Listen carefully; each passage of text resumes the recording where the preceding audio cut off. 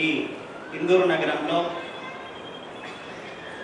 వినాయకుల బావి బస్తీలో జరుపుకునేటువంటి హిందూ సమ్మేళన కార్యక్రమంలో వేదిక పైన కూర్చున్నటువంటి మాన్యులు ఎమ్మెల్యే గారు, అలాగే మాన్యులు గంటా తిరుమల గారు, మాతృశ్రీ తల్లులు, ఇక్కడ కూర్చున్నటువంటి మాతృపితృ స్వరూపులైనటువంటి, అలాగే లక్ష్మీనారాయణ స్వరూపులైనటువంటి, ఇక్కడ కూర్చున్నటువంటి భావి భారత పౌరులు, చిరంజీవులు, మీ అందరికీ కూడా ఆ భరతమాత ఆశీస్సులు సదా ఉండాలని ప్రార్థిస్తాను. ఇవాళ హిందూ సమ్మేళన కార్యక్రమం యొక్క ఉద్దేశం, అలాగే ఈ దేశంలో మనం హిందువులుగా ఏ పరిస్థితుల్లో ఉన్నాం, అలాగే రాష్ట్రీయ స్వయం సేవక సంఘం యొక్క ముఖ్య ఉద్దేశం ఏంటి అనేటువంటి విషయాల్ని మనం ఇప్పటివరకు విన్నాం. మరి దానికోసం మనం ఏం చేయాలి? సాధారణంగా హిందువులుగా మనము హిందుత్వం అంటే ఏమిటి, ధర్మం అంటే ఏమిటి, సాధారణంగా మనం ఏమనుకుంటామంటే హిందువులు మనగానే బొట్టు పెట్టుకుంటే సరిపోతుంది, అలాగే ధర్మము ధర్మము ధర్మం అనేటువంటి పదాన్ని వాడుతూ ఉంటాం. ధర్మం అంటే అసలు ఏమిటి ఆలోచించాల్సినటువంటి అవసరం ఈ పూట ఉంది.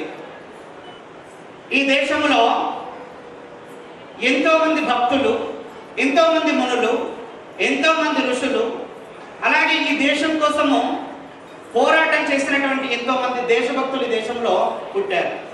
కేవలం మన హిందుత్వాన్ని, హిందూ ధర్మాన్ని కాపాడడం కోసం. పూర్వం సంతు ఏకనాథుడని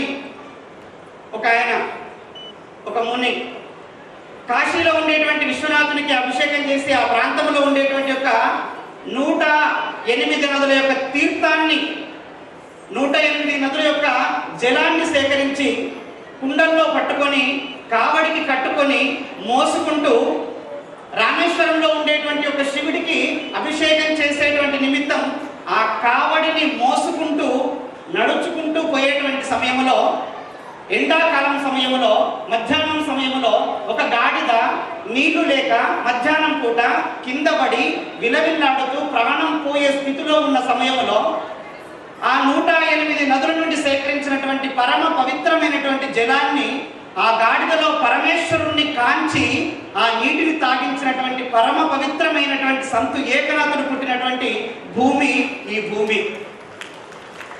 అలాగే సంతు నామదేవ్ తీర్థయాత్రలకు వెళ్ళేటువంటి సమయంలో ఒక మధ్యాహ్నం పూట తను తెచ్చుకున్నటువంటి ఒక ఆహారాన్ని తినేటువంటి నిమిత్తము ఆ సద్ది మూటను విప్పినప్పుడు ఒక కుక్క ఆకలితో పరిగెత్తుకుంటూ వచ్చి తన రొట్టెను నోట కరుచుకొని పరిగెడుతూ ఉంటే, అయ్యయ్యో వారం రోజుల క్రితం చేసినటువంటి రొట్టె ఎండిపోయి ఉంది, గట్టి పడి ఉంది, ఆ రొట్టెను కనుక కొరికినట్లయితే దానికి ఎక్కడ నొప్పి పెడుతుందో, దాని పళ్ళు ఎక్కడ ఊడిపోతాయో, నేతిలో గన ముంచుకుంటే మెత్తబడుతుంది అని ఆ కుక్కలో సైతం పరమేశ్వరుని గాంచి నేతి గిన్నెను పట్టుకుని పరిగెత్తినటువంటి సంతు నామదేవ్ పుట్టినటువంటి దేశం ఈ దేశం.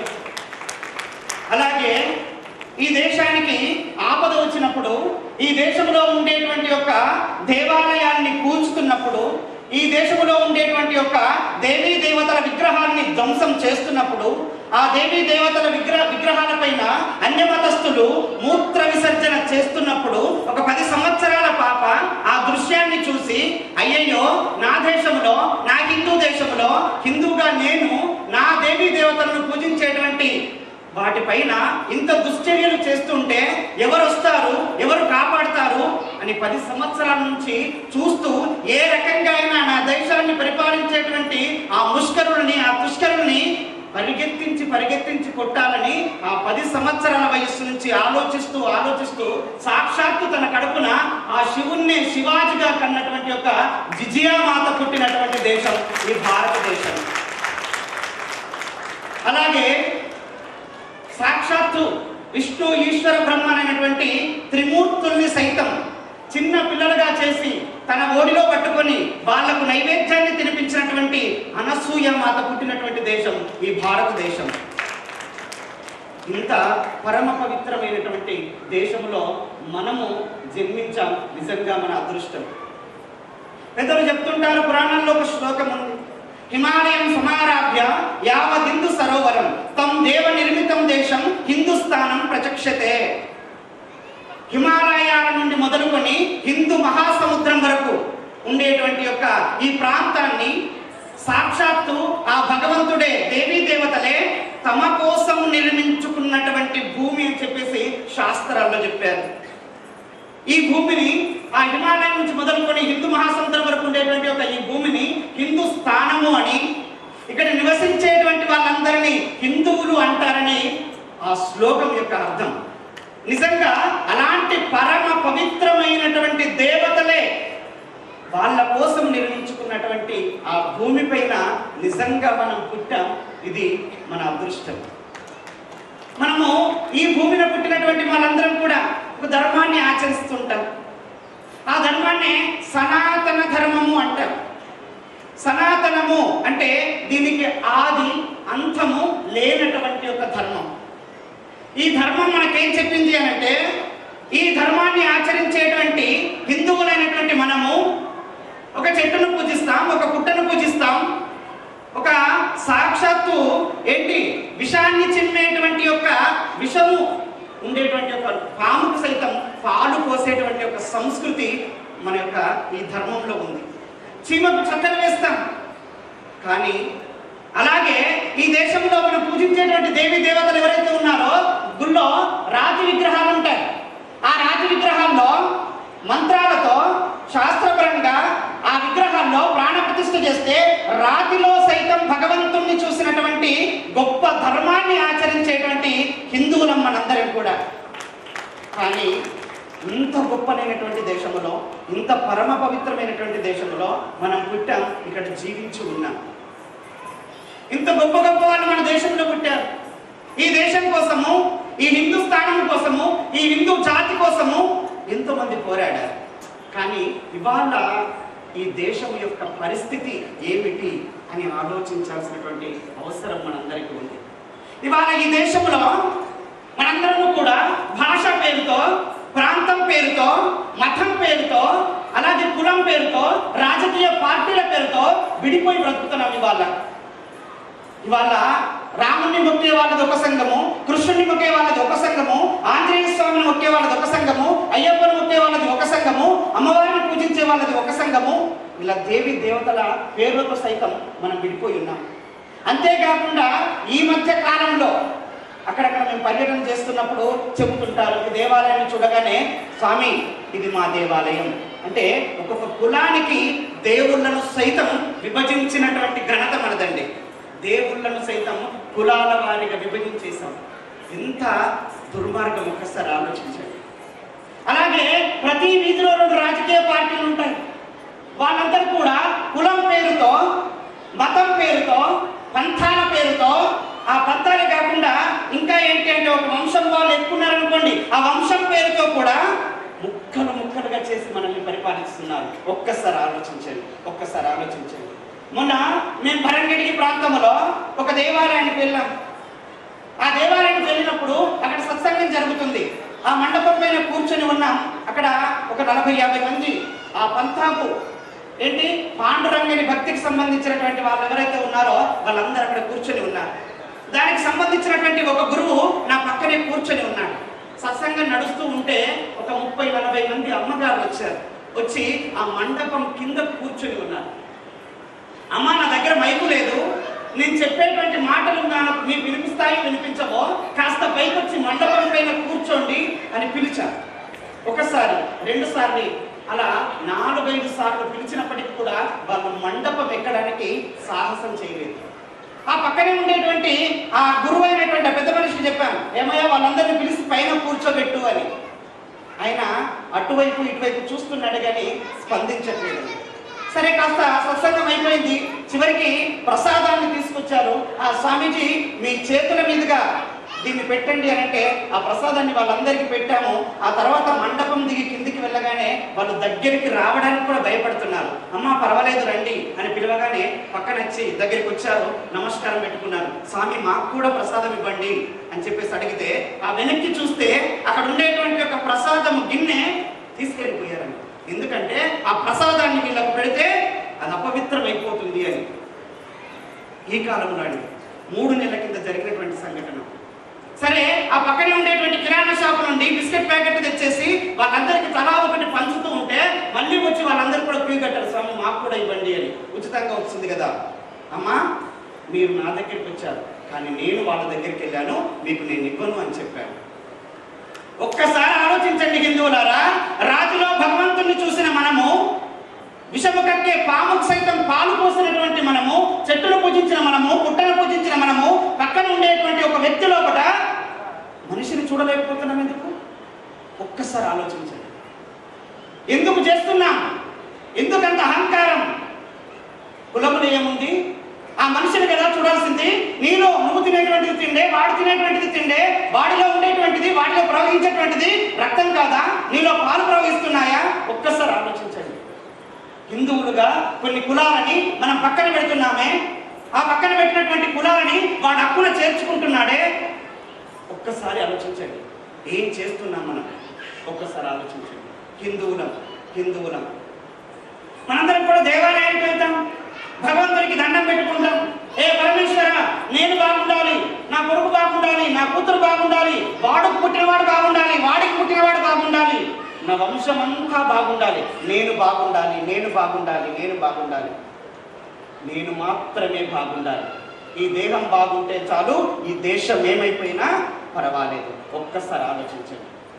ఈ సనాతన ధర్మంలో దేవాలయాల్లో బ్రాహ్మణులు నిత్యం పూజ చేస్తూ ఉంటారే, లోకా సమస్త సుఖినో భవంతు, అందరూ బాగుండాలి, అందులో నేనుండాలి అని నేర్పినటువంటి యొక్క గొప్ప ధర్మం మన సనాతన ధర్మం అండి. ఇలాంటి ధర్మంలో పుట్టినటువంటి గాను మనము ఇవాళ ఎలాంటి యొక్క ఆచార వ్యవహారాన్ని మనం ఆచరిస్తున్నాం, మనం ఎలాంటి పనులు చేస్తున్నాం? ఒక్కసారి ఆలోచించండి. ఇవాళ 2 సంవత్సరాలకు పూర్వం పక్క రాష్ట్రమైనటువంటి ఆంధ్రప్రదేశ్లో ఒక ప్రభుత్వం 5 సంవత్సరాల పాటు ఆ రాష్ట్రాన్ని పరిపాలిస్తే ఆ రాష్ట్రంలో జరిగినటువంటి యొక్క దుర్ఘటనలు, మన ధర్మం పైన జరిగినటువంటి ఎన్నో దాడులు ఇవాళ గుర్తు చేసుకోవాలి. ఆ 5 సంవత్సరాల పాటుగా ఆ రాష్ట్రంలో ఎన్నో దేవాలయాల్ని కూల్చేశారు, ఎన్నో రథాలను తగలబెట్టారు. మనం పూజించేటువంటి యొక్క మన దేవీ దేవతల విగ్రహాన్ని ధ్వంసం చేశారు పక్క రాష్ట్రంలో. ఏం చేశారు? ఏ రాజకీయ నాయకుడు వచ్చి నిలబడ్డాడు అక్కడ? ఏ కులం వచ్చి కూర్చుంది? మనందరం భక్తులం కాదా? మనం ప్రతినిత్యం దేవాలయాలకు వెళ్ళట్లేదా? ప్రతినిత్యం భగవంతుని ఆరాధన చేయట్లేదా? మరి ఎందుకు అక్కడ నిలబడలేకపోయాం? ఎందుకు ప్రశ్నించలేకపోయాం?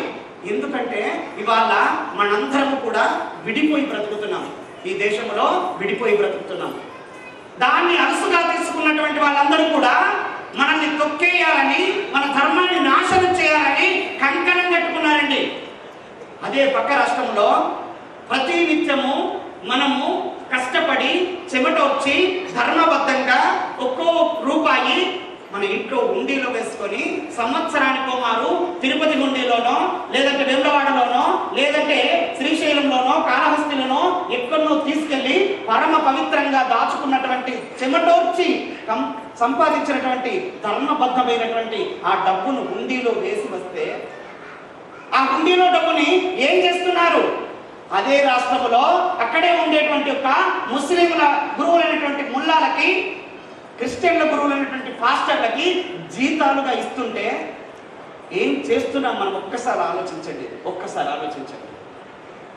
అదే కలియుగ దైవమైనటువంటి వెంకటేశ్వర స్వామిని అదే పాలనలో 5 సంవత్సరాల పాటుగా జంతు కళేబరాలతో తయారు చేసినటువంటి నేతితో ఆ పరమ పవిత్రమైనటువంటి ఆ లడ్డూను అపవిత్రం చేస్తే ఆ 5 సంవత్సరాల పాటుగా ఎవరైనా ప్రశ్నించామా?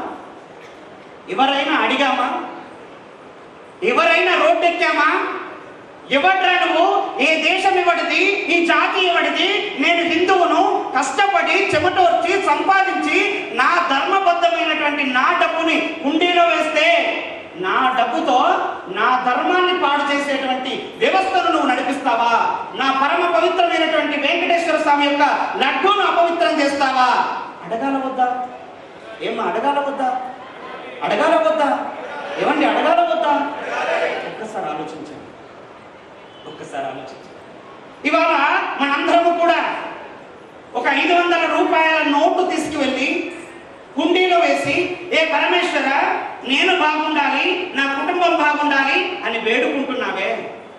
అదే ఎలక్షన్లు దగ్గరికి రాగానే ఒక రాజకీయ నాయకుడు 500 రూపాయల నోటు తీసుకొచ్చి నీ చేతిలో పెట్టగానే నా పక్కింటి వాడని, నా ఎదురింటి వాడని, నా కులం వాడని, నా మతం వాడని, నా భావమర్దని అలా ఎవరికి వాళ్ళు విడిపోయి నేను మాత్రమే బాగుండాలని ఆలోచించి నీవు ఓటు వేస్తే, ఆ ఓటుతో గెలిచినటువంటి ఆ నాయకుడు, ఆ ప్రభుత్వము, మనతో గెలిచినటువంటి ప్రభుత్వము, మన దేశంలో ఉండేటువంటి మన సనాతన ధర్మాన్ని ఆచరించేటువంటి మన దేవాలయాన్ని కూల్చేస్తూ ఉంటే, రథాన్ని తగలబెడుతూ ఉంటే, దేవీ దేవతల విగ్రహాన్ని ధ్వంసం చేస్తూ ఉంటే, ఆ పాపములో భాగం మీకు రాదా?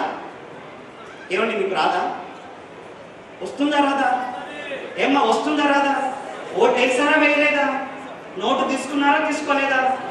మరి ఆ పాపం మీకు ఉంటుందా ఉండదా? అంటే నేను భగవంతుణ్ణి మొక్కుకుంటే చాలు, ఏంటి అర్చన చేస్తే చాలు, అభిషేకం చేస్తే చాలు, పూజ చేస్తే చాలు, యజ్ఞం చేస్తే చాలు, సరిపోతుందా ఏంటి? ఒక్కసారి ఆలోచించండి. అంటే ఓటుతో కూడా నీకు పుణ్యం వస్తుంది, ఓటుతో కూడా ఈ దేశంలో ధర్మం నిలబడుతుంది. కాబట్టి ఓటుకు అమ్ముడుపోయేటువంటి జాతిలాగా మనం తయారు కావద్దని చెప్పేసి గుర్తుపెట్టుకోండి. మనం ఓటు వేసేటప్పుడు గుర్తుపెట్టుకోవాలి, రే ఇది హిందూ జాతి, నేను హిందువును, నా ఓటుతో గెలిచినటువంటి నువ్వు నా ధర్మాన్ని, నా సంస్కృతిని, నా సాంప్రదాయాన్ని, నా దేవాలయాన్ని కాపాడాల్సిన బాధ్యత నీకుంది.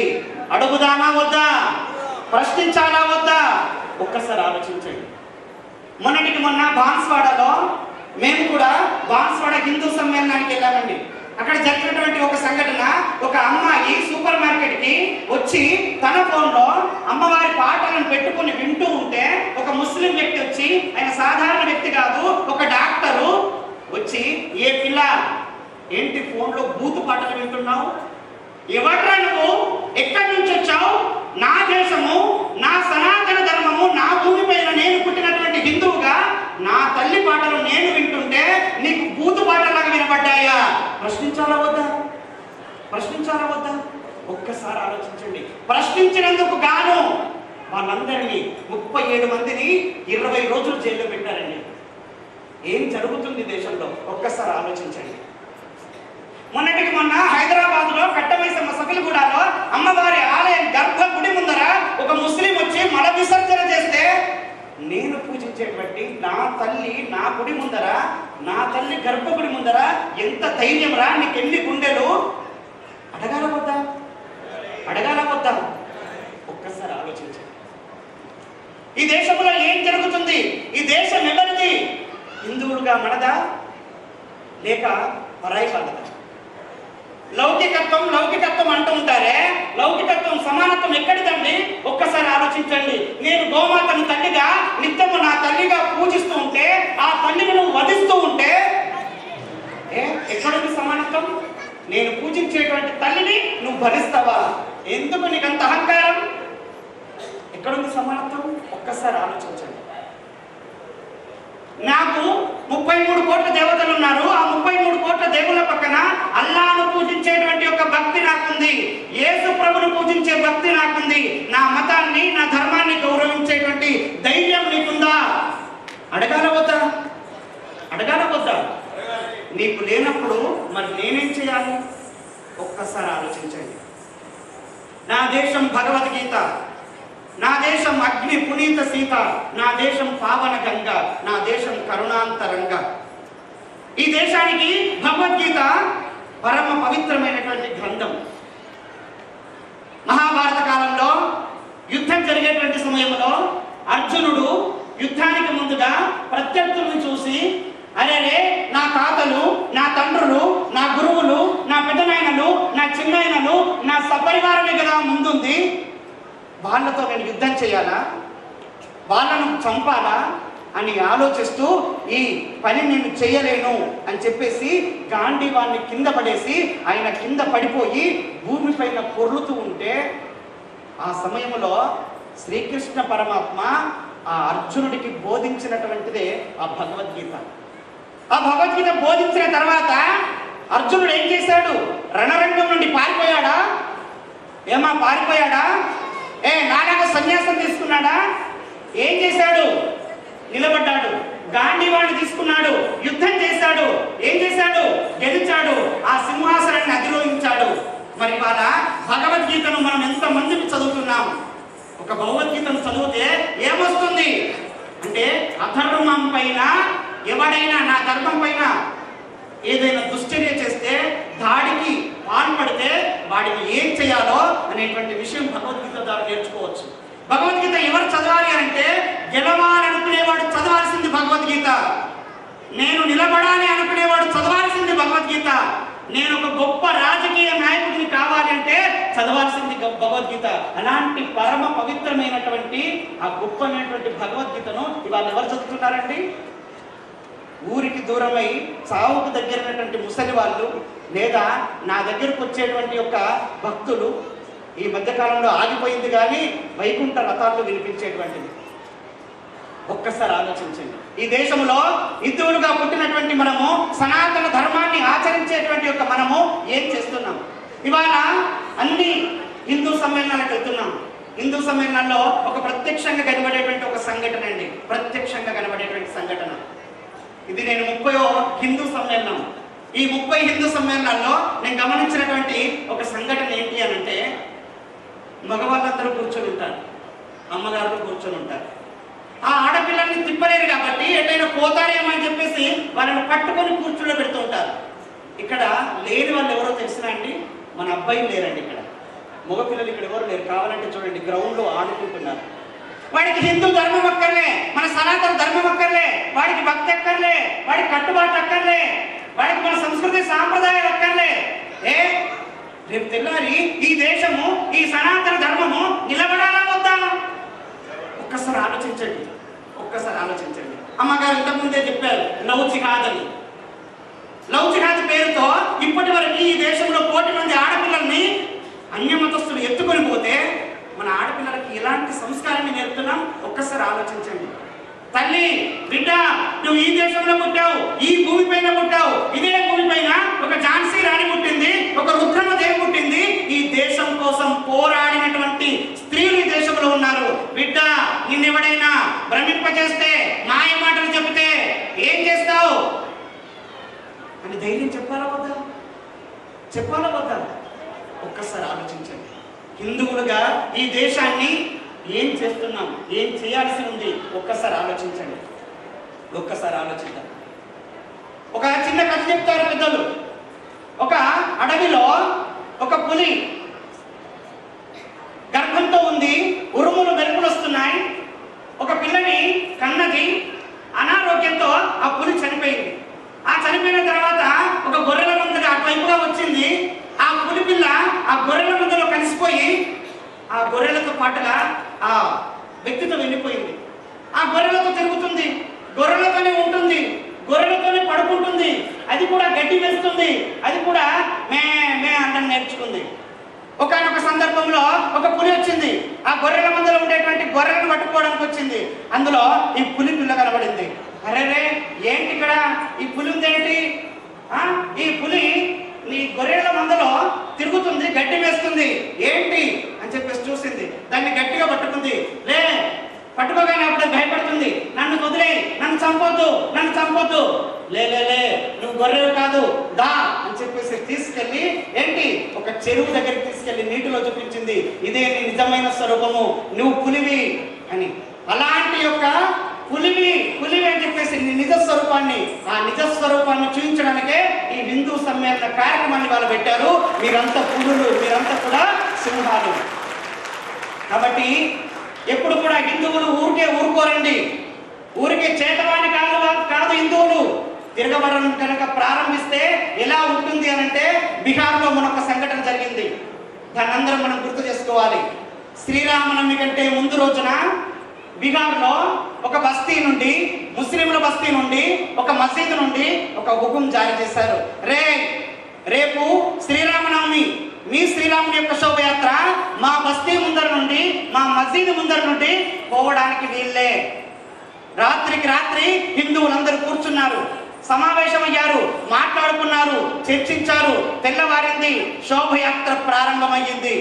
ఆ శోభయాత్రలో కిచెన్ లో ఉండేటువంటి కత్తుల్ని మగవాళ్ళందరూ చేతిలో పట్టుకున్నారు, ఆడవాళ్ళ చేతిలో కర్రలు పెట్టారు, పిల్లల చేతిలో రాళ్ళు పెట్టారు. జై శ్రీరామ్ ఇదే నినాదంతో బయటికి వెళ్ళారు. శోభయాత్ర ప్రారంభమయ్యింది. అదే బస్తీ గుండా, అదే మసీదు ముందర నుండి వెళ్ళింది. ఏ ఒక్కడు తల ఎత్తి చూడలే, గడప దాటి బయటకు రాలేదు. కాబట్టి మన సనాతన ధర్మం నేర్పింది ఏంటి అనంటే, ఎవరినో మత మార్చడం మన ఉద్దేశం కాదు, ఎవరినో తిట్టడం మన ఉద్దేశం కాదు, ఎవరినో భ్రమింపజేయడం మన ఉద్దేశం కాదు, ఎవరినో దాడి చేయడం మన ఉద్దేశం కాదు. కానీ ఎవడైనా నా ధర్మానికి అడ్డొస్తే వదిలిపెట్టేది లేదు. ఏం చేయాలి? సింహంలా గర్జించాలి. ఏదైనా ధర్మానికి కష్టం వస్తే, ఏదైనా దేవాలయానికి ఆపదొస్తే ఇదే రకంగా హిందువులందరూ ఒక చోటికి చేరి జై శ్రీరామ్ నినదిస్తే చాలు, శత్రుముఖాలు భయపడిపోతాయి. కాబట్టి ఈ దేశంలో ఏమి జరుగుతుందనేటువంటిది ఆలోచించాల్సినటువంటి అవసరం ఉంది. మనం కలిసి ఉండాల్సినటువంటి అవసరం ఉంది. ఓటు వేసేటప్పుడు ఆలోచించండి, అది ధర్మము, దానితో కూడా పుణ్యం వస్తుంది. ఆలోచించండి. చివరిగా మీకు ఒక విషయం చెప్పి ముగిస్తాను. మనందరం కూడా ప్రతిరోజు కష్టపడి చెమటోర్చి ధర్మబద్ధంగా సంపాదించినటువంటి డబ్బును హుండీలో వేస్తున్నాం. ఆ హుండీలో ఉండే డబ్బులు ముస్లింల గురువుల ముల్లాలకి లేదా క్రిస్టియన్ల గురువుల పాస్టర్లకి పోతున్నాయి. అలాగే వాళ్ళ మతపరమైనటువంటి అవసరాలకు పోతున్నాయి. కాబట్టి మనం ఎందుకు వేయాలి హుండీలో డబ్బులు? ఒక్కసారి ఆలోచించండి. ఎందుకు వేయాలి? వేద్దామా? హుండీలో డబ్బులు వేస్తారా? గట్టిగా చెప్పండి. వేయకండి, దయచేసి హుండీల్లో డబ్బులు వేయకండి. కానీ మన వెంకటేశ్వర స్వామికి మొక్కుకున్నటువంటి డబ్బులు ఉంటే, మన వీధిలో, మన ఊర్లో వెంకటేశ్వర స్వామి ఆలయం ఉంటుంది, దానికి ఇచ్చేయండి. ఆంజనేయ స్వామికి మొక్కిన డబ్బులు ఉంటే మన ఊర్లో ఉండే ఆంజనేయ స్వామికి ఇచ్చేయండి. రామునికి మొక్కుకున్న ఉంటే మన ఊర్లో ఉండే రామునికి ఇచ్చేయండి. మన ఊరిలో, మన పక్కన, మన బస్తీలో ఉండేటువంటి దేవాలయాలు బాగుపడతాయి. ఇంకా పుణ్యం బాగా రావాలి అని కోరుకుంటే మన చుట్టూ ఉండేటువంటి ఒక పేదలకి, ఆపదల్లో ఉండేటువంటి వాడికి, అనాథలకి ఇవ్వండి. 1000 రెట్ల పుణ్యం వస్తుంది. హిందువులారా, 1000 రెట్ల పుణ్యం వస్తుంది. కానీ కేవలం హుండీలో డబ్బులు వేయడం మాత్రమే ఆపేయడం కాదు, ఇంకో పని చేయాల్సింది. ప్రతి హుండీని చీటీలతో నింపేయండి. ఇది నా దేశం, నేను హిందువుని, నేను కష్టపడి చెమటొచ్చి ధర్మబద్ధంగా సంపాదించి రూపాయి జమ చేసి హుండీలో డబ్బులు వేస్తున్నా. ఈ డబ్బుతో నా ఆలయ సంరక్షణ చేయాలి, అలాగే నా ధర్మ ప్రచారం చేయాలి, నా అవసరాలు, నా సౌకర్యాలకు వాడాలి. అంతేగాని పరమతానికి వాడితే తస్మాత్ జాగ్రత్త అని చీటీలు రాసి హుండీలు నింపేయండి. నింపేస్తారా? నింపుతారా? జై శ్రీరామ్! భారత్ మాతా కీ!